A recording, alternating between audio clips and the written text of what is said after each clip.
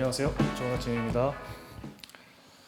이번 영상은 여기서 보시듯이 다이어트의 상식에 대한 얘기를 한번 해보고 싶어서 촬영을 하게 됐습니다. 그래서 보통들 알고 계시듯이 이제 살이 찐다라는 것에 대한 상식적인 생각은 과다하게 칼로리를 섭취하고 그걸 해소하기 위한 운동을 적게 하니까 체중이 늘어난다고 보통들 생각을 하시잖아요. 그래서 지난 편에 그것만이 이유가 아닐 수 있다.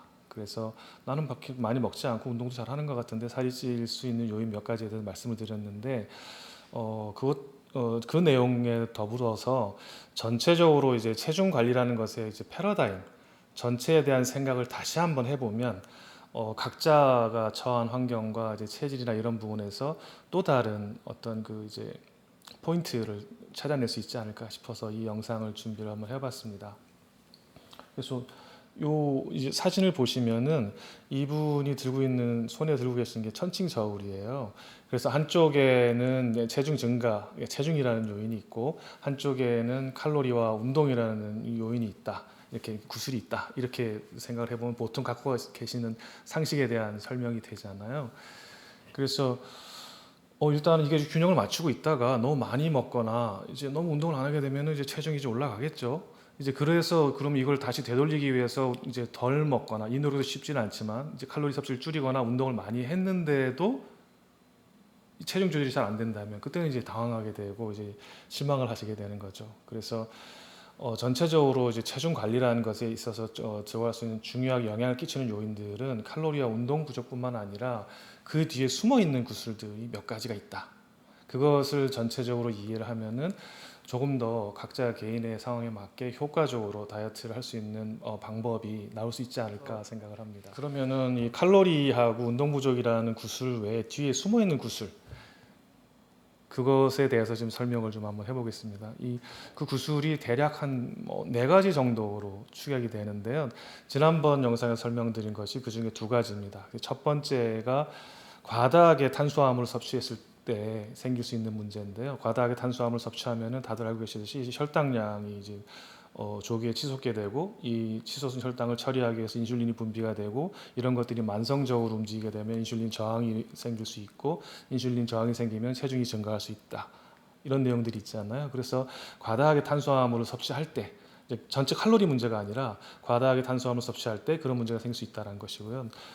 두 번째가 만성적으로 생기는 이제 몸에 있는 만성 미세 염증이 원인일 수 있다고 많은 전문가분들이 말씀을 하고 계십니다. 그래서 이 또한 탄수화물을 많이 섭취했을 때 칼로리 섭취뿐만 아니라 탄수화물, 특히 설탕을 많이 섭취했을 때 몸에 염증이 이제 많이 늘어난다라는 그 견해가 또 많이 있으시고요. 이제 밀가루 같은 경우에 칼로리뿐만 문제가 아니라 이제 글루텐 불내증이라고 한 번쯤은 들어보셨을 거예요. 밀가루 음식을 먹었을 때 이상 반응이 있는 분들의 경우인데요. 어떤 전문가분들의 의견은 그렇게 명시적으로 글루텐 불내증이 생기는 경우도 있지만 나는 특별한 문제점을 느끼지 못하는데 몸 안에서 장에서 어떤 이상 증상, 장수증후를 포함한 그런 문제가 생길 수 있어서 그런 경우에 몸에 이제 염증이 증가를 하게 되고 그것에 뒤이은 반응으로 체중이 증가하는 그런 요인도 있을 수 있다고 말씀들을 하고 계십니다. 그리고 세 번째가 이제 만성 스트레스예요. 스트레스도 만성적으로 생기게 되면은 이제 몸에서 안 좋은 변화를 많이 일으키는데요. 특히나 이제 스트레스를 받게 되면 콜티솔 호르몬이 분비가 된다고 하잖아요.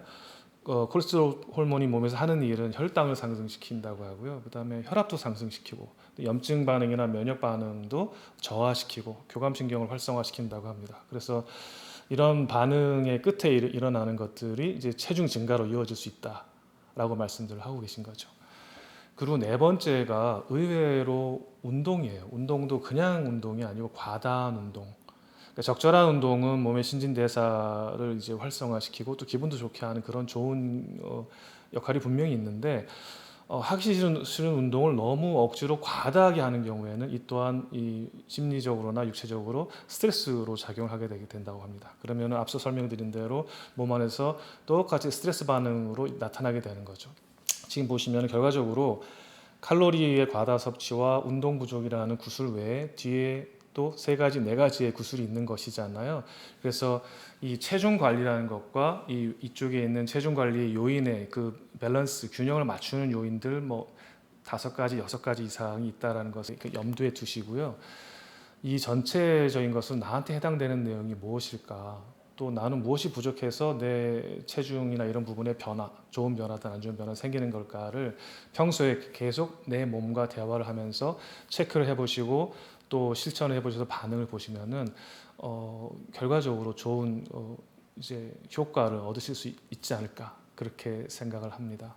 오늘 영상 여기서 마치도록 하겠습니다. 감사합니다.